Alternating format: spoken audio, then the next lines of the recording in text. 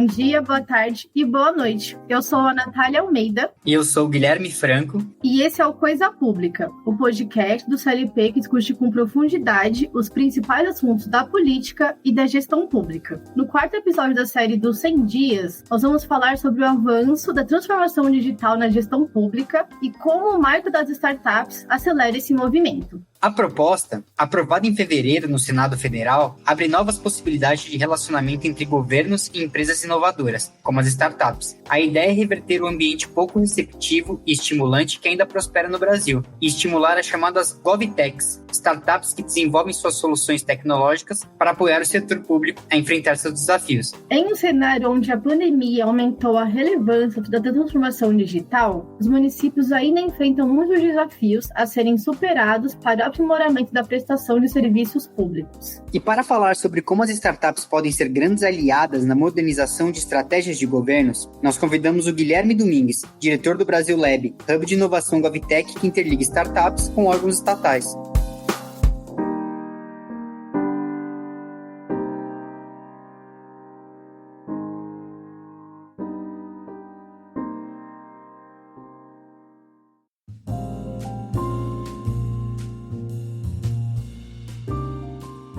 Oi, Guilherme, tudo bem? Antes de iniciar nossa conversa, nós queríamos saber quem é você no Estado Democrático de Direito. Oi, Natália, tudo bem? Obrigado, é um prazer estar aqui falando com você e conversando com toda a audiência do CLP no Coisa Pública. Eu sou um professor de Direito dentro do Estado Democrático de Direito e um ativista em inovação e governos. Legal, Guilherme, é um prazer recebê-lo aqui no Coisa Pública. Você é diretor e cofundador do Brasil Lab. Como que funciona o trabalho de vocês? O Brasil Lab é o primeiro hub de inovação GovTech do Brasil. A gente vai completar 5 anos agora, nesse ano de 2021, e a gente realiza um trabalho de aproximação entre startups e pequenas e médias empresas com líderes públicos ou lideranças públicas inovadoras, que pretendem promover inovação em governo por meio da transformação digital. A gente faz isso por uma série de atividades, mas a principal delas é o nosso programa de aceleração de startups, que já há 5 anos a gente lança com base em desafios temáticos, escolhe grupos de empresas. Já foram mais de 100 startups aceleradas ao longo desses 5 anos de história do Brasil Lab. Fornece a elas toda uma metodologia, uma qualificação em conhecimentos relacionados a temas como compras públicas e relações governamentais, como fazer a mensuração de impacto social dos negócios deles, como entender os desafios de experiência do usuário quando você vende para governo, você tem 2 usuários finais, o cidadão e o cidadã que vão usar aquela solução tecnológica, mas também o órgão público que tem que fazer a intermediação dessa compra e dessa atuação da solução que é desenvolvida por uma startup. Então a gente lança todo ano desafios temáticos, por exemplo, o último foi a Força Tarefa Covid-19, em que a gente acelerou 30 startups e pela primeira vez recebeu pequenas e médias empresas para participarem do nosso programa de aceleração, em desafios que dizem respeito à digitalização de governos, tecnologia na educação e a inclusão produtiva, quer dizer, como requalificar as pessoas e reinseri-las no ambiente digital, considerando todos os efeitos econômicos da pandemia de Covid-19. Mas lá na nossa primeira turma, por exemplo, a gente acelerou desafios em educação, saúde, meio ambiente. Já teve ano que a gente acelerou temas como transparência e responsabilidade fiscal, agricultura urbana, enfim, são sempre várias agendas que a gente vai trabalhando e com isso colocando alguns temas de inovação em governo e transformação digital na ordem do dia das lideranças públicas. O Brasil Lab tem uma história muito curiosa porque ele foi incubado dentro do CLP. Ele nasceu dentro do CLP antes de virar uma pessoa jurídica própria, com apoio de várias pessoas que estavam aí, inclusive do Luiz Felipe Dávila, mas por uma iniciativa da Letícia Piccolotto Ferreira, que foi a pessoa quem teve essa visão 5 anos atrás de começar esse processo de aproximação de startups com o poder público. Nos nossos 3 primeiros anos, a gente só focava em soluções pensadas para os municípios. Então a gente tinha esse esforço de ter que mapear lideranças públicas abertas à inovação e transformação digital e ao mesmo tempo fazer esse processo de qualificação com as startups. Conforme esse ecossistema foi se desenvolvendo, a gente começou também a aceitar soluções para o nível estadual e federal, portanto para estados e para a União, e também para desafios do poder legislativo e do poder judiciário, como a gente já teve ao longo das nossas 2 últimas turmas de aceleração. Mas a gente não faz mais só a nossa aceleração, e é por isso que a gente se identifica, desde que a gente nasceu, na verdade, como esse hub.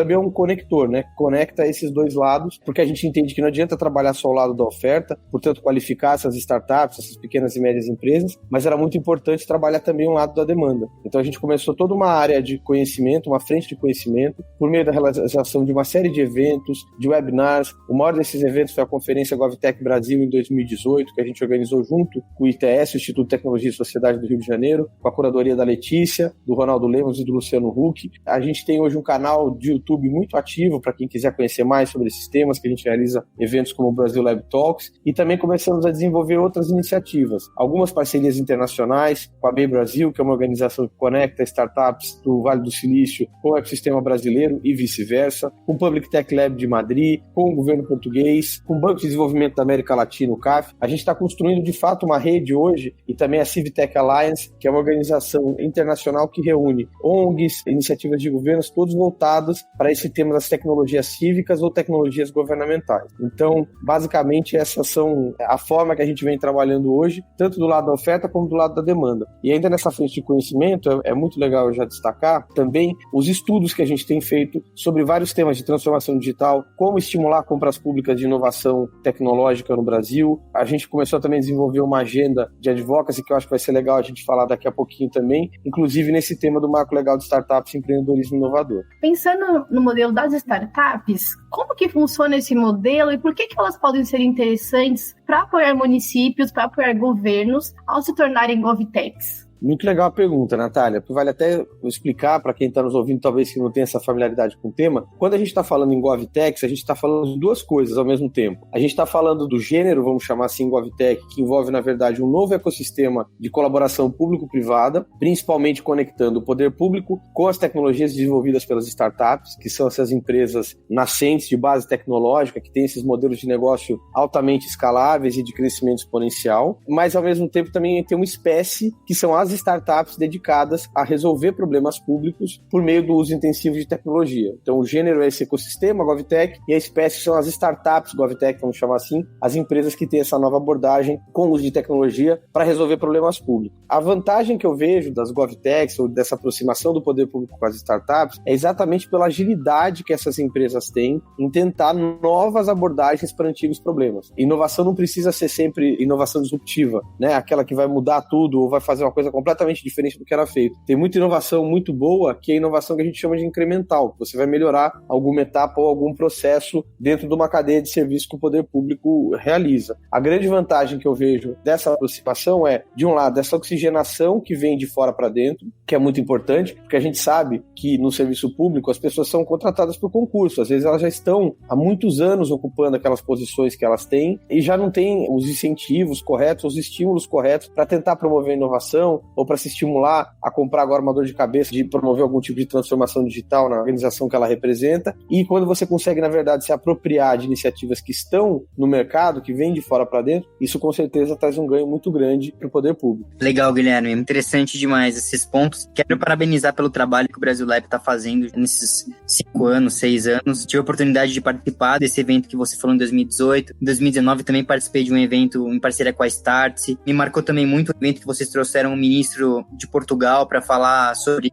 como andava o trabalho de digitalização do setor público em Portugal. Foi muito bacana essa integração internacional. Quero parabenizar pelo trabalho e, em cima disso, já tem minha pergunta, que é a seguinte. Você falou bastante sobre o Brasil Lab e também falou do trabalho de advocacy que vocês estão fazendo. O setor privado passou por uma transformação digital e no setor público não é diferente. Qual a importância de ter um marco regulatório para esse ecossistema de startups? E queria que você explicasse um pouco o que ele pode trazer de benefícios e o que vocês enxergam como um marco ideal. Legal, Guilherme. Obrigado. Ótima pergunta. Eu acho que o marco legal de startups e empreendedorismo que está em discussão agora aí no Congresso, né, que já teve uma votação na Câmara, foi para o Senado, teve algumas alterações e voltou agora para a Câmara, é um documento que pode trazer mudanças importantes. Do ponto de vista legal, o que eu acho que falta hoje, botando um pouco meu chapéu de professor de direito aqui para falar sobre isso, era exatamente uma metodologia que permita que as startups e o poder público possam trabalhar em colaboração para desenvolver soluções, para realizar o que a gente chama de cocriação ou processos de inovação aberta entre o poder público e startups. E para isso o que a gente precisava era da possibilidade jurídica de você rodar testes, pilotos, projetos experimentais, que é uma coisa que acontece hoje no Brasil, mas se aproveitando de uma oportunidade que existe, na verdade, dentro do marco legal do terceiro setor e que tem sempre que envolver algum tipo de organização da sociedade civil, alguma ONG, portanto, junto com a startup para rodar esses acordos de cooperação cooperação técnica sem remuneração. Eu tive a oportunidade de participar do grupo que coordenou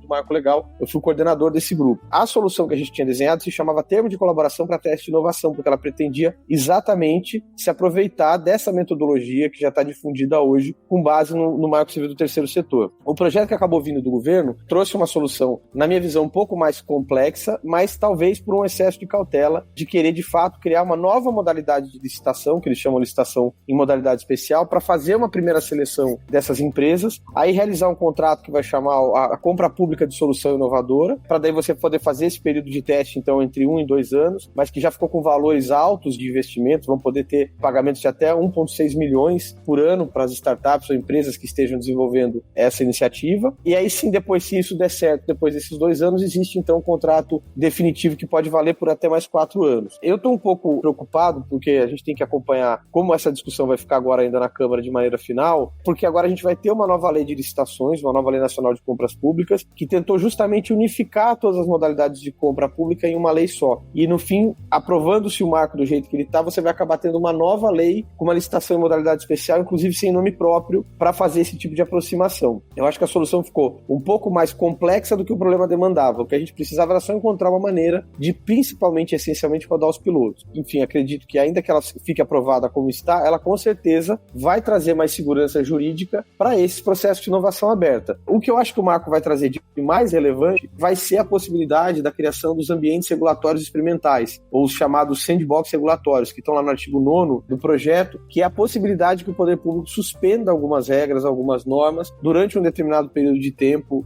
no espaço, para ele testar exatamente essas abordagens inovadoras. Então eu acho que isso tem um potencial de mudança muito grande, porque daí você vai criar não só testes, vamos dizer assim, pontuais, mas testes, por exemplo, que você vai poder fazer num bairro inteiro de uma determinada cidade, como na verdade já vem acontecendo, por exemplo, o município de Foz do Iguaçu tem um projeto que chama A Vila, é um bairro que eles têm lá, em que eles, a partir de uma lei municipal de inovação, criaram um ambiente de sandbox regulatório, em parceria com o Parque Tecnológico de Itaipu e uma série de outras organizações como a BDI, e estão lá testando várias soluções hoje de sinalização semafórica, de câmera de segurança. Então, enfim, tem muita coisa legal já acontecendo, só com a legislação em nível municipal. A gente tendo uma lei nacional que permita a criação desses ambientes, isso com certeza vai ajudar, porque a gente sempre sabe, falando aqui para a audiência do CLP que conhece tão bem o tema da liderança adaptativa, que você fazer a mudança de legislação é resolver um desafio técnico, mas a gente ainda vai ter o desafio adaptativo de mudança de mentalidade dos órgãos públicos que vão ter que aplicar essa lei e principalmente dos órgãos de controle quando forem avaliar as contratações feitas com base no novo marco legal, que vai ser muito importante que eles façam essa interpretação de maneira generosa, quer dizer, não olhando para trás e pensando, mas por que não usaram a lei de licitações aqui e estão usando essa nova lei? Mas esse desafio só depois da lei de fato promulgada que a gente vai ter como endereçar. Perfeito. Muito esclarecedora, porque eu acho muito importante nesse momento que a gente está em vias de fato de aprovar esse marco, a gente ouvir todos os atores envolvidos, então, poder público, o ecossistema de startups,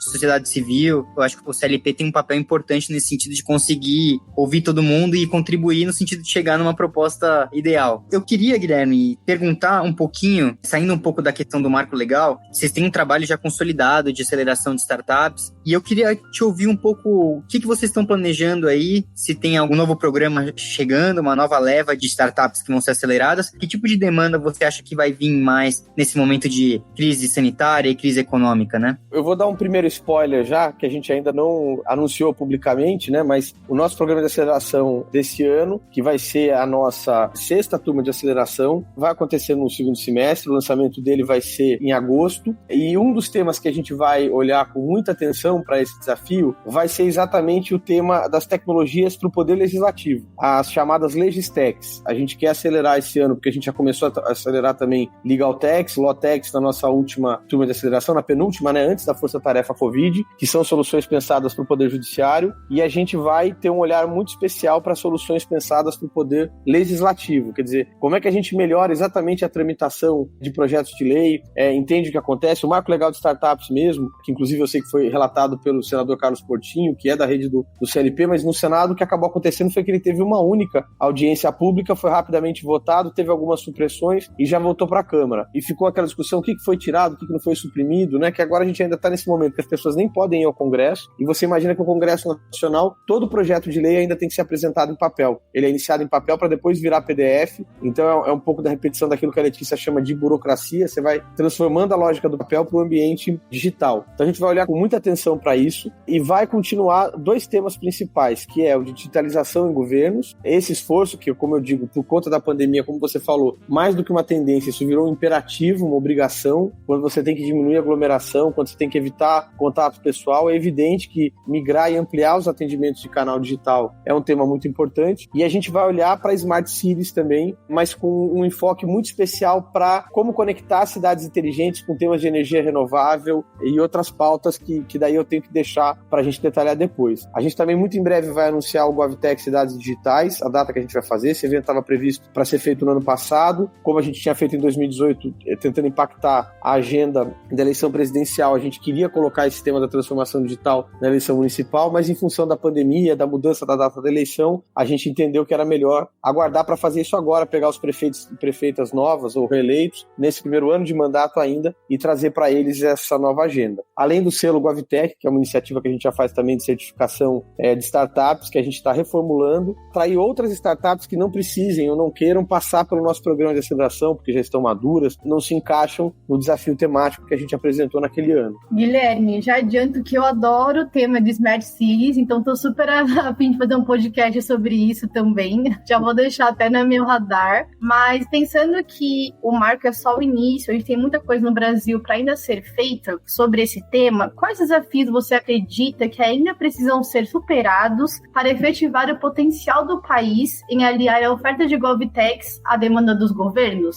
Primeiro já é esse tema que a gente falou, do marco legal, de criar esses ambientes de experimentação, de cocriação, que estimulem processos de inovação aberta por meio dos órgãos públicos, e eu acho que essa mudança legislativa que está a caminho tende a gerar esse estímulo. Eu costumo dizer isso, que o Brasil hoje só falta esse último detalhe, que é essa validação desse mecanismo de teste e de cocriação, para ele ter uma legislação que não vai ficar atrás de país nenhum do mundo. A gente já tem um marco legal de ciência, tecnologia e inovação, que foi reconfigurado em 2016, tem agora uma nova lei nacional de compras públicas também que vai ser aprovada, então eu acho que do ponto de vista da legislação a gente vai estar com isso resolvido. Aí o que eu acho que a gente ainda vai ter que enfrentar, de um lado, continuar sensibilizando as GovTechs para que elas atuem, né? Trazer mais empreendedores. Quando a gente começou o Brasil Lab, o que você via, na verdade, era uma grande resistência do poder público de se abrir para as novas tecnologias e ter que fazer contratações inovadoras, fugissem, né, ali do arroz com feijão que eles estão acostumados a fazer todo dia, e, ao mesmo tempo, muitas empresas com uma resistência muito grande em trabalhar com o Estado, para o poder público de maneira geral, entendendo que é um processo burocrático de venda, ou que de alguma maneira vai ter que ter algum tipo de corrupção envolvida para você conseguir virar fornecedor, e as realizações que o Brasil Lab pode falar depois de 5 anos, que a gente conseguiu dar muita visibilidade, jogar luz nesse Brasil que dá certo, como a gente gosta de dizer, tanto das lideranças públicas que são sérias, honestas e comprometidas com inovação e transformação digital, como com as empresas que querem trabalhar de forma correta, honesta e gerar impacto social, que entendem que quando você vai trabalhar com o governo, além de todos os resultados econômicos e financeiros que você pode ter, você vai promover impacto social, porque você está trabalhando para um número de pessoas muito grande e trabalhando para melhorar a vida delas. O que eu acho é que agora a gente tem um desafio ainda com as lideranças públicas, vamos chamar assim, né, para que elas também se abram para inovação e tecnologia e que os governos pensem estratégias de transformação digital. A gente tem hoje uma estratégia brasileira de transformação digital que foi criada em 2018 e orienta toda a economia digital do Brasil, mas que tem um capítulo, uma vertical muito forte em governo e tecnologia. Tem uma estratégia brasileira de governo digital em nível federal, com objetivos muito claros para ser implementados até 2022, mas a gente ainda não tem planos estaduais ou municipais de digitalização. É um ponto que a gente vai precisar avançar, porque também não adianta querer trazer uma startup só para fazer uma foto, colocar lá no Facebook ou no Instagram do prefeito dizendo que ele está sendo moderninho e contratou uma startup. Ele precisa de fato estar resolvendo algum problema, e para fazer isso ele precisa ter um bom diagnóstico. Inclusive vale a pena eu destacar que num trabalho conjunto da Aliança pela Inovação e Sustentabilidade, que o Brasil Lab contribuiu, mas com várias outras organizações, como a Fundação Brava, o Instituto Humanize, Arapiaú, Fundação Tid Setúbal, o próprio CAF, o BID, BNDES, montaram um guia de 10 passos para a transformação digital em estados e municípios. Então, se as pessoas que estão nos ouvindo acessarem www.gov.br/10 passos, eles vão encontrar um manual que vai servir para qualquer liderança pública que queira promover uma pauta e uma agenda de transformação digital dentro do seu município, que já começa, obviamente, com um bom diagnóstico, né, que é fundamental, você ter um diagnóstico do problema que você quer claramente enfrentar, mas tem todas as outras experiências que já deram certo, feitas por outros municípios também. Então, enfim, é uma pauta que está lá que é muito interessante e muito importante. Perfeito, Guilherme. Quero abrir para você fazer as considerações finais. Eu agradeço muito sua participação e dizer que o CLP está sempre aberto para discutir esse tema, inclusive, sempre nos nossos cursos que a gente for oferecer, pode ter certeza que vai ter a modernização digital ali, viu? Muito legal, Guilherme. Eu que agradeço pela oportunidade, pelo apoio contínuo, né, do CLP nessa pauta. Como eu disse, desde que o Brasil Lab nasceu até hoje, eu tenho acompanhado também nas redes sociais, visto como dentro dessa agenda de modernização do Estado brasileiro, de reforma administrativa, vocês têm dado espaço para essa agenda, que ela é fundamental. Reforma administrativa não é só um tema de gestão de pessoas, né? É principalmente, fundamentalmente, um tema de gestão de pessoas, mas pode ser também um tema de modernização de serviços públicos. Eu acho que a tecnologia pode desempenhar um papel fundamental. A gente tem exemplos aqui de GovTech, eu acabei não explorando tanto, mas desde a área de saúde até como, por exemplo, para pagamento de benefícios do Sistema Único de Assistência Social e digitalização desse tipo de atendimento. Já tem startup como a Mova, que está fazendo um trabalho com o governo do Estado de São Paulo, usando nudgebots para estimular os alunos a não caírem na evasão escolar agora nesse momento da pandemia. Então, assim, daria para a gente gravar depois um podcast só sobre esses exemplos. Mas para eu deixar uma última palavra para quem está nos ouvindo, além desse agradecimento mais uma vez ao convite, também ao Tadeu Barros, que fez esse convite, o Fernando Rabelo, do Brasil Lab, que fez essa ponte para a gente poder estar aqui conversando, eu queria convidar quem está interessado em se aprofundar mais, está nos ouvindo aqui. Eu costumo dizer que o Brasil Lab hoje tem duas grandes prateleiras quando você entra no nosso site. Ele tem uma prateleira de soluções, que são as startups que a gente já acelerou ou que fazem parte do selo GovTech. Então você tem lá, principalmente as lideranças públicas que estão nos ouvindo, os prefeitos, prefeitas, secretários e secretárias municipais, estaduais, enfim,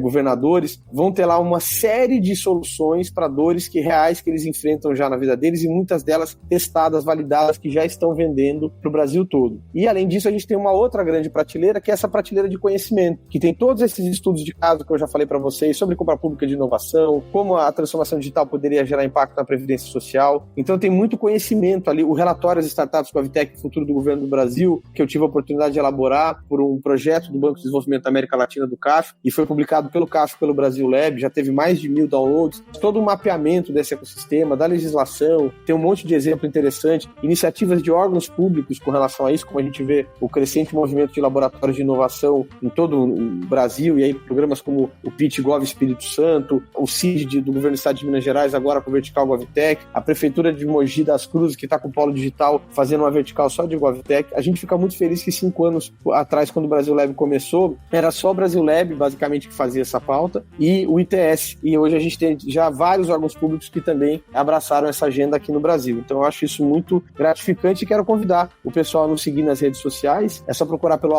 @BrasilLab, que é o Brasil com Z, sempre foi para ser disruptivo, inovador e com essa ideia de internacionalização que acabou se materializando de fato. Então procurando o Brasil Lab, @BrasilLab no Instagram, no Facebook, no Twitter, as pessoas vão nos encontrar lá. A gente está também com página em todas as redes sociais e o nosso site, que é o www.brazillab.org.br, em que tem todas essas soluções, os estudos, as startups, estão lá para quem quiser conhecer. Mais uma vez, meu muito obrigado para vocês, foi um ótimo prazer, a conversa passou super rápido e tomara que a gente tenha a chance de estar junto de novo em outras oportunidades. Com certeza, Guilherme, muito obrigada pelo seu tempo e pela sua presença também.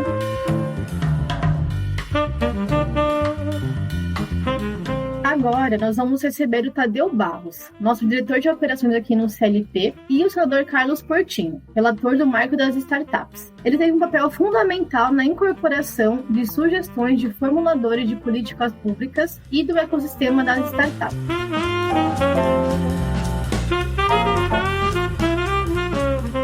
Bom, agora que a gente está recebendo o senador Carlos Portinho. Senador, primeiro eu quero agradecer a sua presença e vou abrir com aquela pergunta padrão do Coisa Pública. Quem é você no Estado Democrático de Direito? Eu sou um agente público, como senador, como parlamentar. Eu tenho a função não só de representar a parte da população, como também defender a nossa Constituição, os nossos valores democráticos. Essa é a minha missão como senador. Senador, eu primeiro gostaria que você fizesse um panorama do projeto aprovado e o que significa para o setor público um projeto dessa natureza ser aprovado num ano tão importante que a gente vê a digitalização tomando conta Brasil e mundo afora. A importância do marco legal das startups é para justamente regular um ecossistema que já é uma realidade no nosso país. O Brasil, para ter ideia, é o terceiro país em número de unicórnios, empresas que faturam mais de R$1 bilhão, né? Então, esse mercado de startups, ele se desenvolveu e faltava justamente um marco legal, uma regulação para conferir maior segurança jurídica. E a importância importância principal também para o setor público é que essa legislação passa justamente a regular as relações das startups com o setor público, o que é uma grande inovação, sendo redundante pela possibilidade de levar inovação para o setor público, ou seja, na solução dos problemas do gestor público, você poder usar e se valer de soluções inovadoras contratando startups através de um procedimento próprio que a própria Marco Legal apresenta. Pegando o projeto em si, que foi aprovado pelo Senado, o que você entende que ainda pode evoluir em termos de texto? A ideia é chegar numa proposta ideal, ouvindo todo mundo, ouvindo todos os interlocutores, o ecossistema de startups, poder público. O que você pode dizer dali, que saiu, que você valoriza, que foi um avanço muito grande e o que ainda pode evoluir? Acho que o grande avanço no Senado foi ter mantido a posição do investidor anjo. Muitos senadores não compreenderam bem, queriam que ele respondesse pelas obrigações da empresa. Houve um movimento grande, adiamos a votação um dia para poder esclarecer melhor a importância do investidor anjo para o desenvolvimento das startups. E no Senado Federal, eu entendo que a gente avançou em pontos que o ecossistema reivindicava, como afastar a necessidade de livros, papel para empresas startups na publicação dos seus balanços, nas convocações. Antes, o texto previa que empresas até 30 sócios teriam ainda essas obrigações. A gente está falando de empresas de tecnologia, empresas que reúnem até por crowdfunding 100 pessoas como sócios, 30, 50, e isso era uma burocracia realmente desnecessária. É uma empresa de tecnologia, existem hoje ferramentas para que essa divulgação alcance o público em geral, e foi uma vitória ter atendido nesse ponto. Ficou só o limite ao faturamento da empresa, né, 78 milhões, abaixo delas é dispensado os livros escritos, né, assinados e tal, e havia outras duas reivindicações que não puderam ser atendidas, que dizem respeito à política tributária do governo. Era a questão das empresas startups, ao se converterem em SA, poderem continuar no Simples Nacional. Eu compreendo a reivindicação, o Simples é mais simples, mas isso vem da política tributária do governo, assim como as faixas de tributação, que o setor queria faixas distintas, e também diz respeito à política tributária do governo. No Senado não pudemos avançar, certamente o projeto ele vai ficar faltando essa questão, mas que, como muitos setores, uma briga que tem que ser levado ao governo para convencê-los de que é mais importante que essas empresas sejam menos taxadas agora, tenham isenções, incentivos, para que muitas delas possam madurar e lá na frente retornar em mais arrecadação para o governo. Essa é a minha visão também, mas infelizmente não foi a visão do governo. E a questão das stock options, que ficou para um projeto de lei à parte. As stock options, ou o plano de subscrição de ações, ele não é um instrumento exclusivo das startups, e afeta outros tipos societários, outras companhias que se valem das stock options, e por isso eu defendo a natureza mercantil, e o texto veio da Câmara com a natureza remuneratória, ou seja, relação de trabalho, em resumo. Para que não prejudicasse todo o projeto das startups, nós optamos por tratar as stock options em outro projeto de lei, suprimimos do marco legal das startups e pretendo tratar como a sua natureza mercantil em outro projeto de lei. Para encerrar, eu queria só que você deixasse um recado para os servidores públicos. Se você conhece o setor público como ninguém, como que essa lei vai interferir no trabalho dele dia a dia, a importância disso para quem está ali na linha de frente, tocando mesmo as políticas públicas para o Brasil? O que eu tenho dito para todos os secretários, prefeitos com quem eu encontro peçam para a procuradoria de vocês estudarem o marco legal. Ele será aprovado e ele traz ferramentas para que o setor público possa buscar soluções mais ágeis, mais inovadoras nas suas relações com o cidadão. E as startups serão a grande parceira do setor público. É necessário que o setor, os gestores, eles conheçam a lei e possam fazer o melhor uso dela com as ferramentas que ela coloca à disposição, e serão muito úteis, eu não tenho a menor dúvida disso.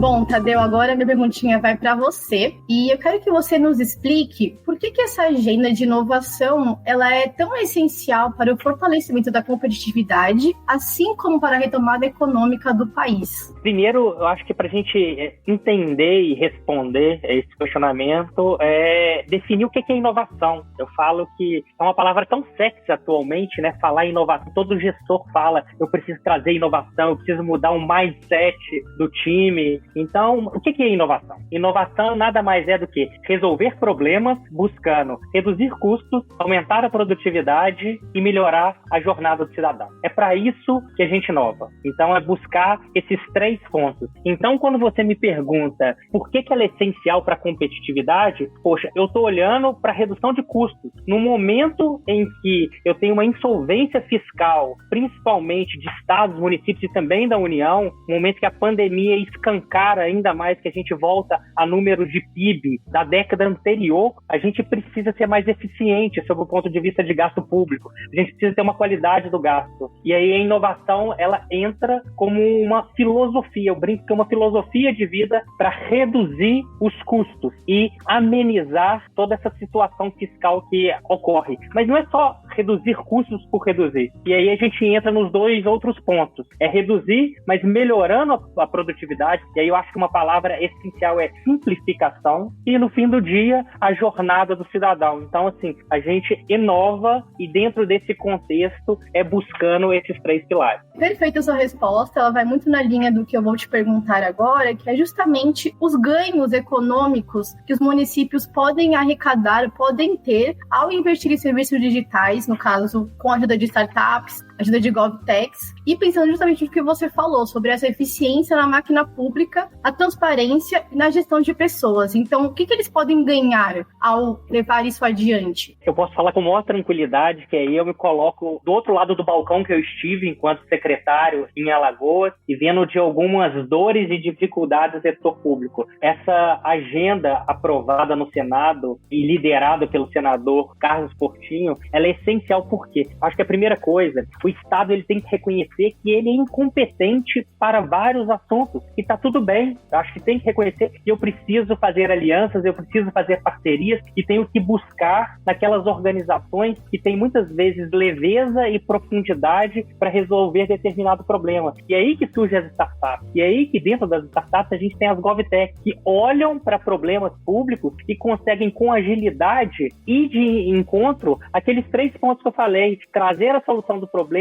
reduzindo o custo, aumentando a produtividade e melhorando a jornada do cidadão. Então, quando a gente fala em agenda de startups, quando eu facilito a contratação de startups, que aí eu digo, quando eu estava do outro lado do balcão, o quão é difícil contratar uma startup, eu nunca consegui contratar, e aí a gente ia para soluções paliativas, que era o quê? Usar de POCs. O que são POCs? São provas de conceito, em que você chama uma startup para ela ter a solução dela colocada na prateleira, numa vitrine, ela faz aquela solução de graça para o Estado. Só que aí é o que o senador falou, a segurança jurídica, ela é muito pequena. Qual que é o ganho? Eu falo que qualquer relação de parceria, de aliança, tem que ter uma relação ganha-ganha. E qual que é o ganho que a startup tem garantido ali que vai ter quando faz essa prova de conceito? Então, eu tendo uma facilidade de contratar uma startup, eu vou resolver os problemas públicos, mas ao mesmo tempo a startup ela vai ter o interesse de entrar no jogo, porque no fim do dia ela precisa ter a sua sobrevivência ali. E aí eu falo que esse match, quem ganha é o cidadão, tendo um serviço público mais transparente, um serviço público mais eficiente, um serviço público mais digno. E eu falo que com a pandemia isso ainda fica mais reverberado, né? Em que a gente está falando em lockdown, em isolamento, e que a gente precisa da virtualização. São vários serviços públicos sendo prestados na comodidade de casa, em que o cidadão pode, a partir de um celular, a partir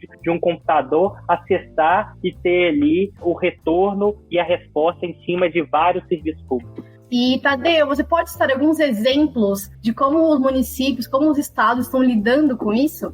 Perfeito, Nath. Eu sempre costumo dizer, quando a gente fala sobre inovação, muitas vezes a gente fica numa conversa rasteira e superficial. O que é inovação? A inovação é importante, mas assim, vamos tangibilizar isso, vamos trazer exemplos práticos de como que a inovação funciona. E aí essa pergunta sua me faz lembrar alguns exemplos de um deles. Antes de eu vir para o CLP, eu estava num banco de desenvolvimento, no Banco de Desenvolvimento de Minas, eu estava liderando toda a agenda de transformação digital no banco, e inclusive um dos projetos era a digitalização da esteira de financiamento do banco para municípios. Então imaginem, eu estava em 2019 e o financiamento para municípios era feito ainda de forma completamente artesanal, com troca de formulários físicos via correio, via protocolo, e nada era digitalizado. Então a gente se debruçou para olhar para essa esteira e trazer essa esteira de ponta a ponta, desde o pleito do município por determinado financiamento até a prestação de contas ser feita de forma digital. E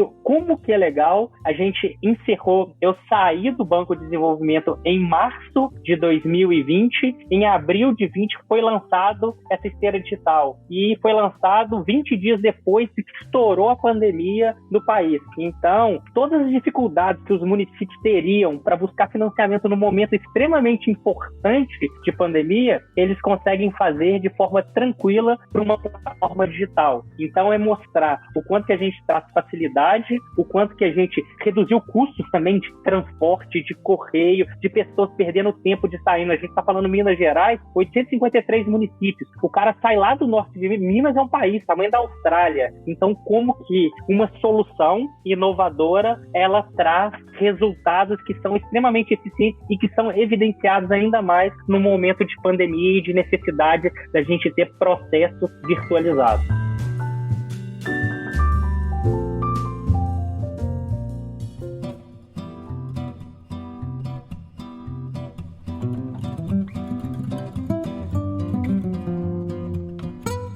Esse foi o Coisa Pública, o podcast do CLP que discute os assuntos mais relevantes da política e da gestão pública. Este episódio está disponível no Spotify, Feed, Castbox, Google Podcasts, Apple Podcasts, Deezer e YouTube. Através das redes sociais do CLP, você fica sabendo de tudo que acontece na política brasileira. Acompanhe através do Instagram, Twitter e Facebook. E caso você queira fazer sugestões, contribuir para o debate ou só mandar um oi, pode falar conosco mandando um e-mail para contato@clp.org.br. E na nossa página de doação, você pode apoiar o Coisa Pública com o valor de só um cafezinho por mês. É só acessar clp.org.br/doacão. O link está na descrição do episódio. E em março de 2021, o podcast Coisa Pública bateu seu recorde de audiência. Queremos agradecer a todos os ouvintes pelo prestígio e adiantar que tem muita novidade bacana vindo por aí. Continue nos acompanhando. Indique esse podcast para os seus amigos, divulgue nas redes sociais, leve essa discussão para mais longe. Um abraço e até o próximo episódio. Um abraço e até!